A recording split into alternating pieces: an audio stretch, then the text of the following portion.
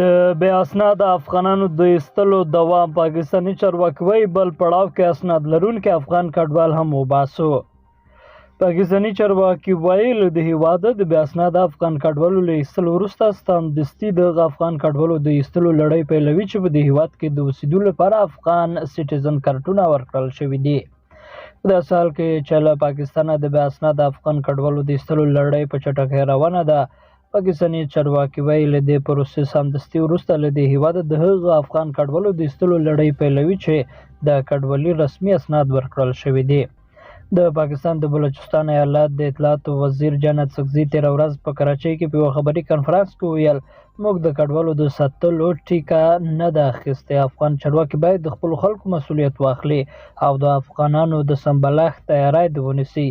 موږ له دې سمدستي وروسته دغه افغان کډوالو د ایستلو لړۍ هم پیلوو چې دلته ثبت او راجستر دي.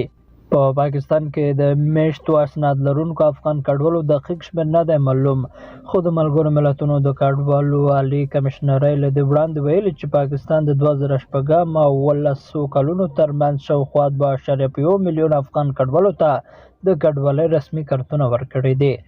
د بلوچستان ایالت د اطلاعاتو وزیر جنت سکزي په دې اړه چې دغه کډوالو د ایستلو د پروسې څرنګوالی به څنګه وي او کله به شروع کېږي نور جزئیات ورنه کړل، خو ویل چې د کډوالو د ایستلو اوسنۍ لړۍ به په راتلونکو ورځو کې لا پسې چټکه شي او د راتلونکي کال د فبرورۍ په میاشت کې له عمومي ټاکنو وروسته به هم دغه پروسه روانوي.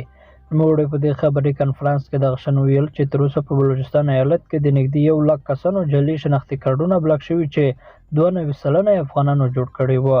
هغه دا هم ویل له هغو پاکستاني وګړو سره به قانوني چلند وشي چې د دغه شناختي کارډونو په جوړېدو کې مرسته کړې ده.